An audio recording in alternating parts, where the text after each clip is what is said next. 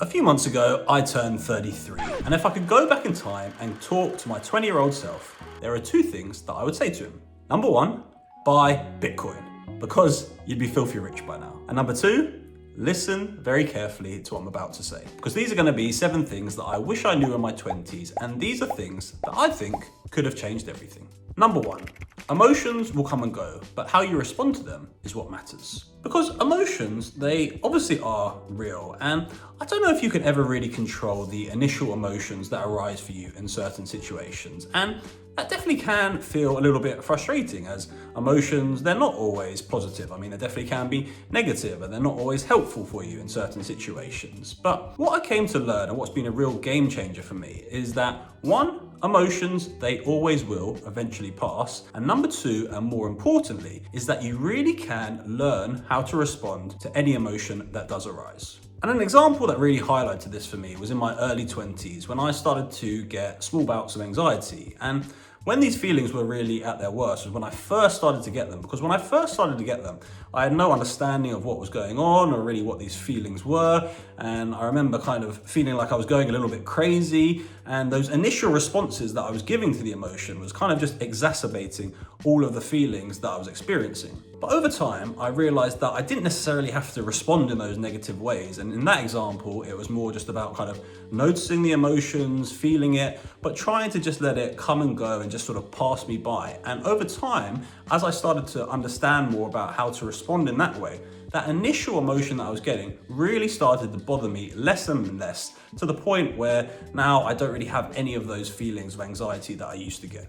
And this can be extremely useful for basically any sort of emotion that you feel. I mean, you can be completely scared to do something, but you can just embrace the fear and do it anyway. Or you could be feeling completely lazy, but still just decide that you're going to go to the gym or go for that run anyway. And so the real point here is that no matter what emotion you have, even if it is a really negative or unhelpful emotion, it kind of doesn't really matter once you learn that you can really choose how you're going to respond to that emotion. Number two, there is such a thing as too much self-reflection. Now, don't get me wrong, self-awareness is important because that's how we come to understand ourselves better and grow as individuals. But overdoing it definitely can be problematic. And for me, I'm quite an analytical type person, and I used to almost think that if I just analyze something enough, I could figure it out. For instance, I'm quite a introverted type person, and there has been situations where I haven't always felt comfortable in social settings, and I've struggled at times with public speaking.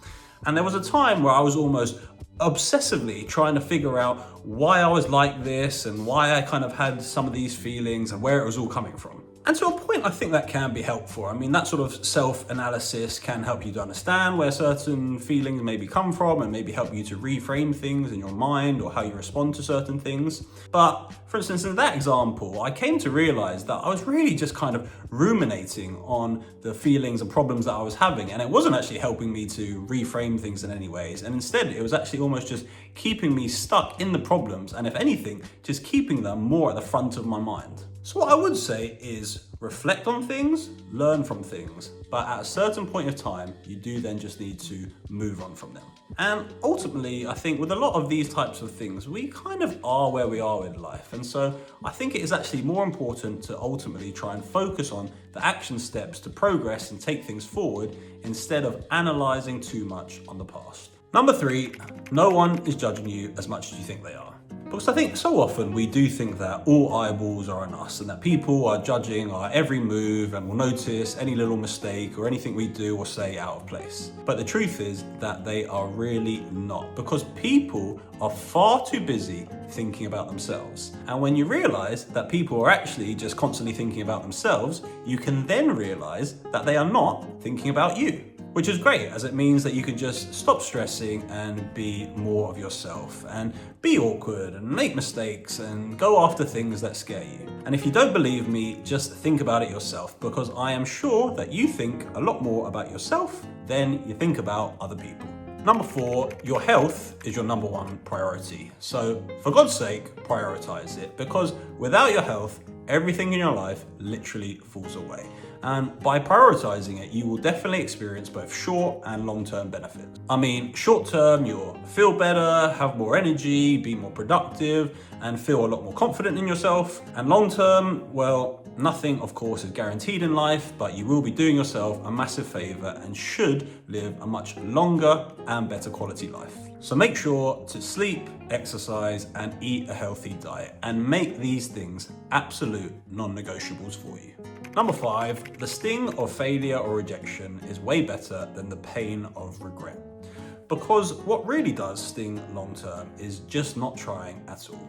And for the most part, rejection or failure, it's probably actually a good thing, because it actually means that you are putting yourself out there and going after some of the things that you most likely want to do. And worst case, maybe you experience a small bit of embarrassment if you do have some big rejection, but that is really not going to last long, and you will definitely learn from all of those types of experiences.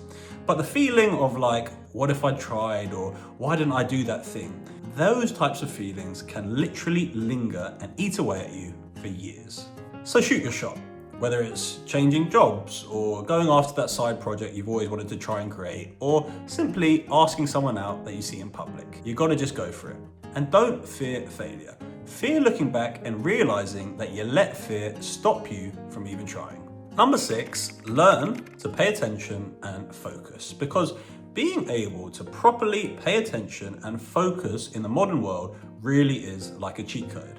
And it's tough in the modern world where we do have a million different distractions at our fingertips. But what I've come to learn is just how big of a strength it is to really be able to actually focus, because you really can get so much done in, say, 2 hours of deep focused work, and that can definitely beat out 8 to 10 hours of completely distracted work. Another thing is also that studies have really shown that our brains actually hate switching between loads of different tasks. And when you do switch between tasks, it can take your brain up to between 15 to 30 minutes to fully regain focus. And so we really should just focus in on one task at a time. It's also not just about work, because even when we are also just with our friends and family, we should really just try to fully be there and be present and really just give ourselves to the situation, and that will then allow you to connect way better with the people around you. And finally here, when you are really paying attention and fully present in situations, your mind is not going to have the capacity to spiral into any overthinking or negative thoughts. And so it really pulls you out of any of those worrying type of loops, and it grounds you in the here and now. Number 7, have a bias towards action. Because when it comes to what you want in life, you have to go after things and do things, because your perfect life is not just going to fall out of thin air. And action is really what creates clarity, because the more you do things, the more you will start to figure things out, and you'll start to understand a lot more about yourself and what you enjoy, and that clarity will come from all of those attempts at doing things. And so many people in their 20s talk about feeling lost in terms of what their calling or passion is. And what I've really come to realize, I think, is that virtually no one just kind of naturally has a passion, and you're definitely not going to get one by just sitting still all day. It really comes from trying things and learning more about what you enjoy and what you're good at, and from there, those passions will then start to develop. And so what I would say here is almost try not to overthink things and try not to wait for big waves of motivation to get going with things. Instead, just start. Try things, fail at things, learn from things, and then just move on and move forward. So there you have it. Those are the 7 things that I really wish I knew in my 20s. I hope you found some of that useful. Thanks very much for watching, and I'll see you in the next video.